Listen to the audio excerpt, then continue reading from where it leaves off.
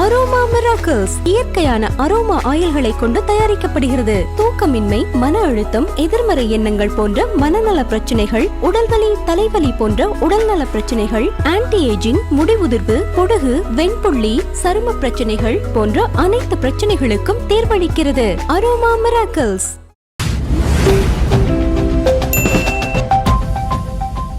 இந்த கரூர் துயர சம்பவம் மீண்டும் தமிழக அரசியலில் சூடுபிடிக்க தொடங்கியிருக்கு. விஜய் அவர்கள் நேரில் ஆஜராக சொல்லியிருக்காங்க சிபிஐ அவர்கள் வரும் 12ஆம் தேதி. ஒரு பக்கம் இது இந்த வழக்காக பார்க்கப்பட்டாலும் விஜய்க்கு கொடுக்குற நெருக்கடிகளாக பார்க்கப்படுது. விஜய் அவர்கள் என்டிஏ கூட்டணிக்குள்ளே வரணும், அதற்காக தான் இந்த மாதிரியான நெருக்கடிகள் கொடுக்கறதா சொல்கிறாங்க. ஒரு பக்கம் இந்த வழக்கு, இன்னொரு புறம் இந்த சென்சார், இதுவும் 2 வகையாக போயிட்டுருக்கு. எப்படி பார்க்குறீங்க சார் இதை? முதல்ல இந்த கரூர் சம்பவம் தொடர்பாக சிபிஐ விஜய்க்கு சம்மன் அனுப்புவது குறித்து சொல்லணும் அப்படின்னா, இது நிச்சயமாக ஒன்றிய பாஜக அரசினுடைய ஒரு பழிவாங்கும் நடவடிக்கையாக தான் நான் பார்க்குறேன். என்ன காரணம் அப்படின்னா, இப்போ கரூரில் அந்த சம்பவம் நடந்தது, 41 பேருடைய துயர மரணம் நடந்ததற்கு பிறகு உச்சநீதிமன்ற தீர்ப்பின் அடிப்படையில் சிபிஐனுடைய கைக்கு வருது. அப்போ அவர்கள் செய்ய வேண்டிய முதல் விஷயம் என்ன? அதாவது பார்த்திங்கன்னா, முதல்ல அவங்க யாரெல்லாம் சம்மன் அனுப்பி விசாரிக்கணும்னு நினச்சாங்களோ அப்போவே அவங்க விஜய்க்கும் சம்மனை அனுப்பி இருக்கணும். அதுதான முறை. ஏன்னா அவரை பார்க்க வந்த கூட்டத்தினர் தான் அந்த நெரிசல் ஏற்பட்டு இறந்துருக்காங்க. அப்படிங்கும்போது அப்போ விஜயை நீங்கள் அழைச்சிருக்கணுமா வேணாமா? அன்னைக்கு அழைக்காம நீங்கள் மற்ற நிர்வாகிகள் நிர்மல்குமார், புஷி ஆனந்த், ஆதவ் ஒரிஜினான்னு இவர்களை எல்லாம் அழைத்து விசாரணை செய்துவிட்டு கடைசியாக பார்த்தீங்கன்னா நீங்கள் விஜய்க்கு சம்மன் அனுப்புகிறீங்க. இப்போ எல்லாருக்கும் கூட நியாயமாக தோணும், இல்லைப்பா ஒவ்வொருத்தராக விசாரிச்சுட்டு வர்றாங்க, அந்த அடிப்படையில் கடைசியில் இவரையும் கூப்பிடுறாங்க அப்படிங்கிற மாதிரி சிலருக்கு தோணும். ஆனால் உண்மை என்ன அப்படின்னா, இந்த அவகாசம் என்பது விஜய் பாஜக கூட்டணிக்கு வருவதற்கு கொடுக்கப்பட்ட அவகாசமாக தான் எனக்கு தோணுது. கிட்டத்தட்ட மக்களுடைய பார்வையிலையும் அப்படி தான் தோணுன்னு நினைக்கிறேன். ஏன்னா பல்வேறு வகையில் விஜயை இதை உள்ளே கொண்டு வர்றதுக்கு முயற்சிகள் பண்ணாங்க, எந்த முயற்சியும் பலனளிக்கலை. இன்னும் சொல்லப்போனால் உங்களுக்கு எடப்பாடி என்ன சொன்னார், அமித்ஷா என்ன சொன்னாருங்கிறது எல்லாருக்குமே தெரியும். அப்போ நம்ம பல வழிகளில் முயற்சி பண்ணியும் விஜய் நம்ம கூட்டணிக்கு வரலை. அப்போ என்ன பண்ணலாம்? இவருக்கு பார்த்திங்கன்னா ஒரு நெருக்கடியை, ஒரு அழுத்தத்தை, ஒரு மிரட்டலை விடுக்கணும் அப்படிங்கிற அடிப்படையில் தான் இன்றைக்கி சிபிஐ இவரை விசாரணைக்காக சம்மன் அனுப்பியிருப்பாங்கன்னு நான் நினைக்கிறேன். இன்னொரு பக்கம் தணிக்கை குழு மூலமாக விஜய்க்கு கொடுக்கப்படுகிற நெருக்கடி. ஜனநாயகன் படத்தை பொறுத்த வரைக்கும் விஜயினுடைய கடைசி படம். அதுக்கப்புறம் அவர் முழு மூச்சா அரசியலுக்கு வரப்போகிறாரு. இப்போ நம்ம இவரை இழுத்துடலான்னு பார்த்தா இவர் இது வரைக்கும் பிடி கொடுக்கல. அது அல்லாமல் போகிற இடமெல்லாம் நம்மளை கொள்கை எதிரின்னு போட்டு பொழந்துக்கிட்டு வேற இருக்கார். அப்போ என்ன பண்ணுறது? இவருடைய வேகத்தை குறைக்கணும், இவருடைய மாசை காலி பண்ணணும்னா இந்த படத்துக்கே நம்ம ஒரு இடையூறு ஏற்படுத்தணும். அப்படிங்கிறதுனால இன்றைக்கி இந்த வேலையை பார்த்ததா தான் நான் நினைக்கிறேன். இதிலும் கூட என்ன நடந்தது அப்படின்னா, டிசம்பர் 19ஆம் தேதி இந்த படத்தை சென்சார் போர்டு பார்த்துருக்காங்க. வழக்கமான நடைமுறை என்ன அப்படின்னா, படம் பார்ப்பாங்க, படம் பார்த்துட்டு வெளியில் அந்த ப்ரீவியூ தியேட்டர்லேயே பார்த்தீங்கன்னா ஒரு டிஸ்கஷன் ரூம் இருக்கும்.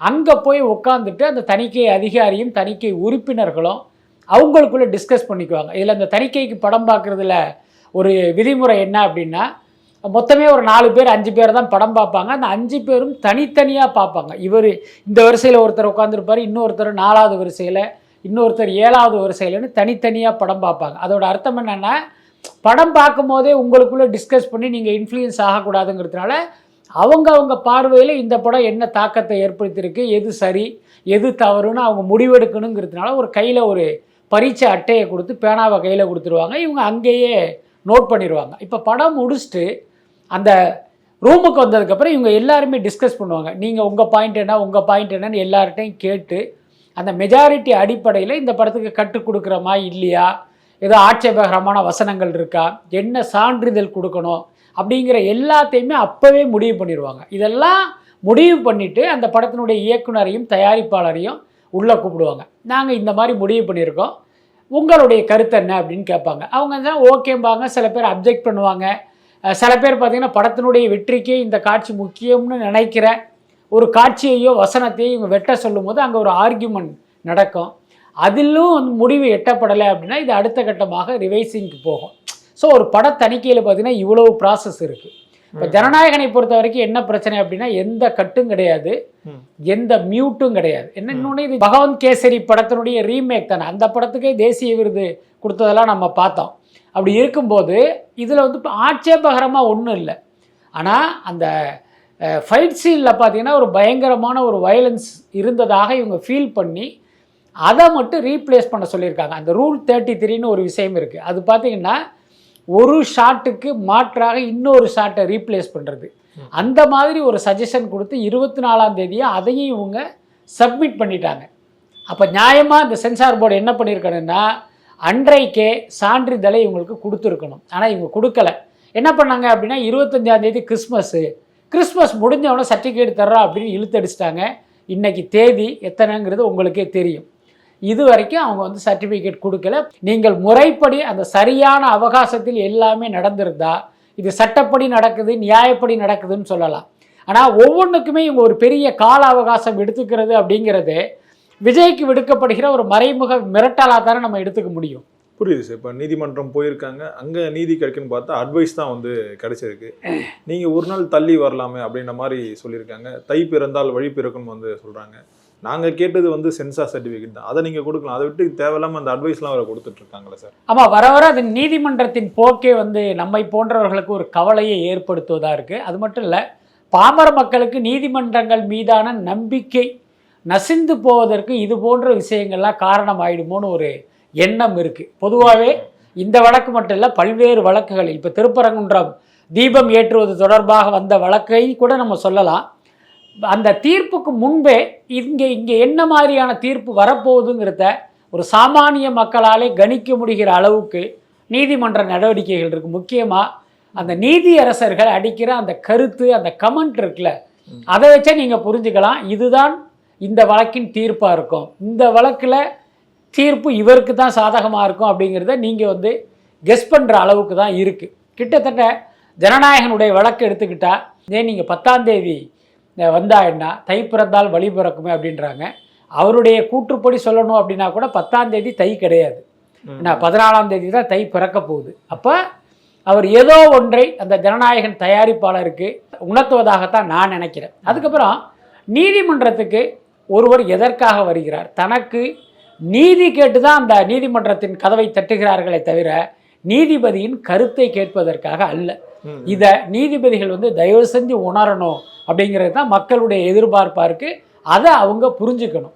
இன்னொன்று, ஒரு படத்தை தணிக்கைக்கு அனுப்பணும், அவங்க வந்து சான்றிதழ் கொடுக்கல, 350 கோடி ரூபா போட்டு ஒருத்தர் படம் எடுத்திருக்கார் அப்படின்னா அவருடைய நிலைமையை நீங்கள் யோசிச்சு பாருங்க. அப்படி இருக்கும்போது நீங்கள் 9ஆம் தேதி வேணாம் 10ஆம் தேதி வாங்கலை அப்படிங்கிறதுலாம் என்ன கருத்துன்னு புரியல.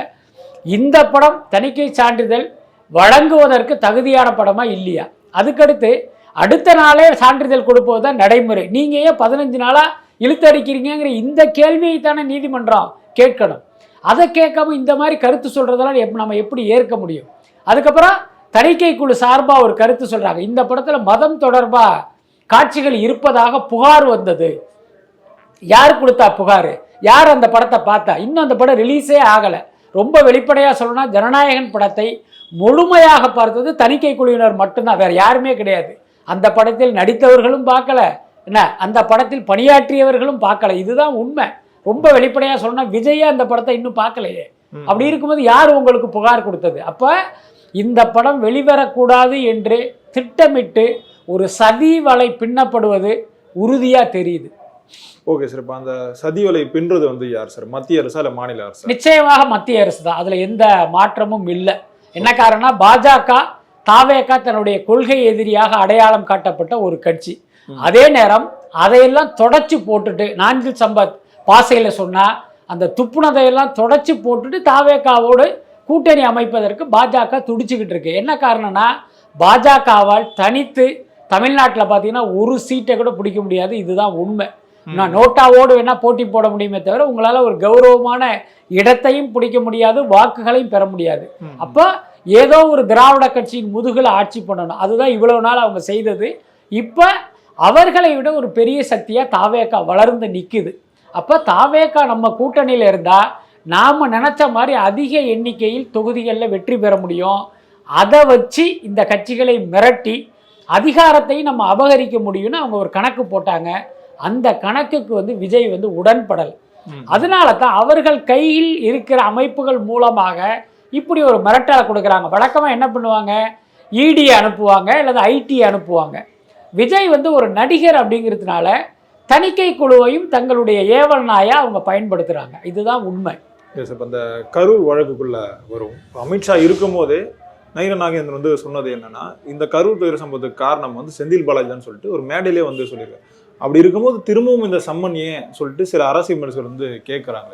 அது நியாயமான கேள்வி தானே. ஏன்னா உங்கள் கட்சியை சேர்ந்த மாநில தலைவரே சொல்றாரு இதற்கு காரணம் செந்தில் பாலாஜி அப்படின்ட்டு. அதை நீங்க நம்ப வேணாம். ஆனா இப்படி ஒரு கருத்து இருக்கு என்கிற அடிப்படையில் செந்தில் பாலாஜிக்கு நீங்க வந்து சம்மன் அனுப்பணும். அதுதானே நியாயமும் கூட. எல்லாத்துக்கும் மேல அந்த சம்பவம் நடந்து கிட்டத்தட்ட ஒரு 1 மணி நேரம் 2 மணி நேரம் மட்டும்தான்.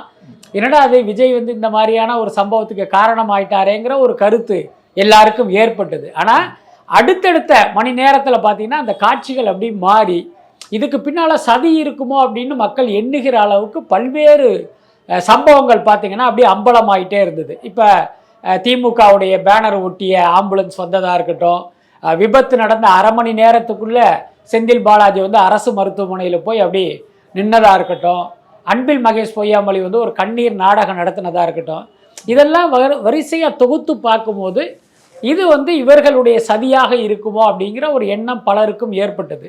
அப்போ இந்த வழக்கை விசாரிக்கிற சிபிஐக்கு இந்த சந்தேகம் எழாமல் போனது.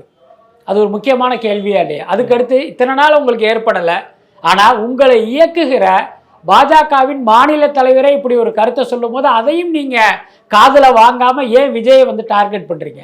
அப்போ இவர்களுடைய நோக்கம் திமுகவை வீழ்த்துவது அல்ல, தாவேகாவை வீழ்த்துவதா இருக்கு அப்படின்னு தான் நம்ம எடுத்துக்க வேண்டியதா இருக்கு. இப்போ அந்த கரூர் வழக்கில் வந்து விஜய் அவர்கள் வந்து சிறைக்கு போகிறதுக்கான வாய்ப்புகள் இருக்கும் வந்து சொல்கிறாங்களே சார். அல்ல, இது எல்லாருடைய ஆசை அல்லது யூகம் அப்படிதான் நம்ம எடுத்துக்க வேண்டியதாக இருக்குது. எல்லாருக்கும் தெரியும் கரூரில் நடந்தது நம்முடைய பார்வையில் வந்து ஒரு விபத்து. அதே நேரம் பலருக்கும் விஜய் உட்பட இது வந்து ஒரு சதி செயல் அப்படிங்கிற சந்தேகம் இருக்குது. அதுக்குள்ளே நம்ம போக வேணாம். நமக்கு கிடைத்த செய்திகளின் அடிப்படையில் நாம் பார்த்த காட்சிகளின் அடிப்படையில் சொல்லணும் அப்படின்னா இது வந்து ஒரு விபத்து. ஒரு நடிகரை பார்க்கணும் அப்படிங்கிற ஒரு பேராவலில் அளவுக்கு அதிகமாக திரண்ட கூட்டத்தில் ஏற்பட்ட நெரிசல் வந்து இந்த உயிரிழப்புக்கு காரணம். இதுக்கு விஜய் எப்படி காரணமாக இருக்க முடியும்? அதுதான் நம்முடைய கேள்வி. அதனால் இது வந்து மற்றவர்கள் விஜய்க்கு வந்து இப்படியெல்லாம் நடக்கணும் அப்படின்னு வந்து ஒரு வைத்தறிச்சலில் வந்து எதிர்பார்க்குற ஒரு விஷயம்தான். அதன் மூலமாக விஜயை வந்து இந்த தேர்தல் நேரத்தில் வந்து சிறைக்கு அனுப்பிட்டோம்னா நம்ம சுலபமாக ஜெயிச்சிடலாம் அப்படிங்கிற எண்ணத்தில் இந்த மாதிரியான ஒரு விஷயத்தை எதிர்பார்க்குறாங்க. இப்படி ஒரு செய்தியை பரப்புறாங்க. அப்படித்தான் நான் நினைக்கிறேன். ஆனால் இப்போ வரைக்குமே விஜய் அவர்கள் லேட்டாக வந்தது தான் காரணம் வந்து சொல்லிட்டே இருக்காங்களே சார். அது உண்மை இல்லை அப்படின்னு நம்ம பல முறை சொல்லியாச்சு. தாவேகா தரப்பிலிருந்து சொல்லிட்டாங்க. அவர்கள் கேட்ட அவர்களுக்கு அனுமதி கொடுக்கப்பட்ட நேரத்துக்குள் தான் விஜய் வந்து அங்கே வந்தார். அதுதான் உண்மை. ஆனால் அங்கே இருக்கிற லோக்கல் நிர்வாகிகள் வந்து ஒரு தவறான நேரத்தை குறிப்பிட்டு அதனால் மக்கள் திரண்டதை வைத்து இது விஜயே தாமதமாக வந்தது போல ஒரு தோற்றத்தை ஏற்படுத்துகிறாங்க. அதில் நிச்சயமாக உண்மை இல்லை. இப்போ இந்த தேர்தல் வரத்துக்கு இன்னும் 2-3 மாதங்கள் இருக்குது சார். அப்படி இருக்கும்போது இவ்வளோ நெருக்கடிகளை வந்து கொடுக்குறாங்க. இன்னும் தேர்தலாம் நெருங்க விஜய் அவர்களுக்கு நெருக்கடி வந்து அதிகமாக கொடுப்பாங்கன்னு சொல்லப்படுது. நிச்சயமாக கொடுப்பாங்க. கட்சியில் ஒரு பங்கினர் வந்து பிரிக்கிறதுக்கான வாய்ப்பும் நடக்கும் வந்து சொல்கிறாங்களே சார். எனக்கு தெரிஞ்சு தாவேகாவினரை வந்து பிரிப்பதற்கான வாய்ப்பு இல்லை. ஏன்னா ஒன்று விஜய் மீதான அபிமானத்தில் மரியாதையில் அன்பில் தாவேகா தொண்டனாக மாறியவர்களுடைய எண்ணிக்கை தான் அங்கே அதிகம். இன்னும் சில பேர் வேறு கட்சியில் இருந்து விஜய் மீதான அபிமானத்தில் அல்லது விஜயினுடைய கட்சிக்கு எதிர்காலம் இருக்குது, அங்கே இப்பயே போய் ஒரு துண்டை போட்டு வைப்போம் அப்படிங்கிற அடிப்படையில் அந்த கட்சியில் வந்து சேர்ந்துருக்காங்க. இந்த கட்டத்தில் இந்த கட்சியிலிருந்து யாரும் வெளியில் வருவதற்கு வாய்ப்பு இல்லை. என்ன காரணம் அப்படின்னா மற்ற கட்சிகளை ஒப்பிடும்போது இப்போ உதாரணத்துக்கு அதிமுகவுக்கு எதிர்காலமா தாவேகாவுக்கு எதிர்காலமா அப்படின்னா நிச்சயமாக தாவேகாவுக்கு தான் எதிர்காலம். திமுகவுக்கு எதிர்காலமா தாவேகாவுக்கு எதிர்காலமா அப்படின்னா நிச்சயமாக தாவேகாவுக்கு தான் எதிர்காலம். அதில் எந்த மாற்றமும் இல்லை. அப்படி இருக்கும்போது விஜய் மீது அன்பு கொண்டவர்களும் அவரிடமிருந்து நகர மாட்டாங்க. விஜய் கட்சியில் சேர்ந்தா நமக்கு ஏதாவது பதவி கிடைக்குங்கிற சுயநலத்தில் வந்தவங்களும் அங்கிருந்து நகர மாட்டாங்க. இதுதான் உண்மை. இப்போ விஜய் அவர்கள் வந்து எங்களுடைய கொள்கை எதிரி வந்து பாஜகன்னு வந்து சொல்லிட்டாரு. அப்படி இருந்தும் விஜய்க்கு வந்து இந்த கூட்டணி அழைப்பு வந்து தொடர்ந்து விட்டுட்டே இருக்காங்க சார். எந்த நம்பிக்கையில் வந்து விஜய் அவர்கள் வருவாருன்னு சொல்லிட்டு பாஜகவினர் வந்து நம்புறாங்க?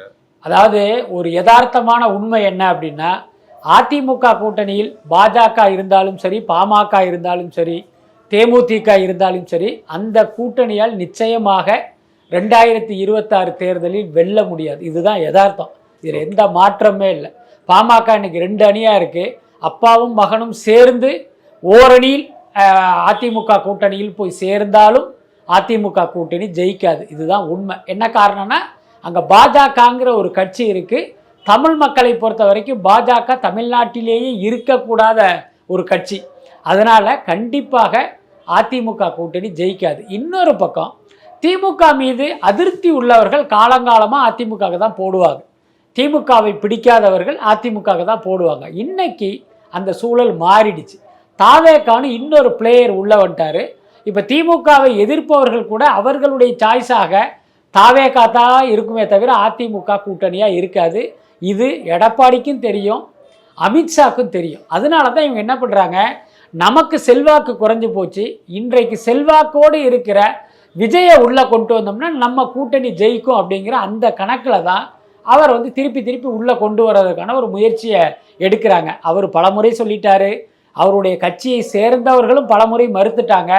ஆனாலும் பார்த்தீங்கன்னா இவங்க ஏதோ ஒரு கிசுகிசு எழுதுகிற மாதிரி பெரிய பெரிய கட்சிகள் இந்த கூட்டணிக்கு வரும், பெரிய கட்சி வரும், அந்த கட்சி வரும்ட்டு தாவேக்காவை குறிப்பது போல் தொடர்ந்து ஒரு காசிப்பை கிரியேட் பண்ணிக்கிட்டே இருக்காங்க. அதுக்கு காரணம் என்னென்னா, நாம் பலவீனமாக இருக்கோம், நம்ம வெற்றி பாதைக்கு அழைத்து செல்வதற்கு ஒரு பலமான கட்சி வேணும், அது தாவேக்கா அப்படின்னு அவர்கள் நம்புகிறார்கள். அதுதான் முக்கியமான காரணம். அதே மாதிரி அமித்ஷா அவர்கள் விஜய்க்கு 2 டாஸ்க் கொடுத்துட்டு தான் சொல்றாங்க. ஒன்று நீங்கள் என்டிஏ கூட்டணிக்குள்ள வரணும், இல்லை திமுக ஓட்டை உடைக்கணும் அப்படின்ற மாதிரி சொன்னதா ஒரு தகவல் போயிட்டே இருக்கு சார். அதாவது தாவேக்கா இன்னைக்கு களத்தில் இருக்கு. விஜயினுடைய பாசையில் சொல்லணும்னா தாவேக்கா விசஸ் திமுக தான். அப்படி இருக்கும்போது நிச்சயமாக திமுகவுக்கு வருகிற வாக்குகளை விஜய் தன் பக்கம் இழுப்பாருங்கிறது சின்ன பிள்ளைக்கு கூட தெரியும். இதை அமித்ஷா கூப்பிட்டு அவருக்கு டாஸ்க் கொடுக்கணுமா என்ன, அதெல்லாம் அவசியமே இல்லை. அதெல்லாமே ரொம்ப ஒரு தவறான பிரச்சாரமாக தான் நான் பார்க்குறேன். இன்னொன்று, அமித்ஷாவுடைய சொல் பேச்சு கேட்டு விஜய் கட்சி நடத்தலை. நீங்கள் எடப்பாடியை சொல்லுங்கள் ஒத்துக்கலாம், சீமானை சொல்லுங்கள் ஒத்துக்கலாம். எடப்பாடி பகிரங்கமாகவே அமித்ஷாவுடைய சொல் பேச்சு கேட்டு தான் அந்த கட்சியையும் அந்த கூட்டணியையும் வழி நடத்துகிறாரு. நாம் தமிழர் கட்சியை நடத்தி கொண்டிருக்கிற சீமான் நிர்மலா சீதாராமன் மூலமாக அமித்ஷாவுடைய விருப்பங்களை நிறைவேற்றுகிறவராக அவர் இருக்கார். மற்றபடி விஜயை இந்த மாதிரியான ஒரு அடையாளத்துக்குள் கொண்டு வர்றது சரியான விஷயம் இல்லைன்னு நினைக்கிறேன்.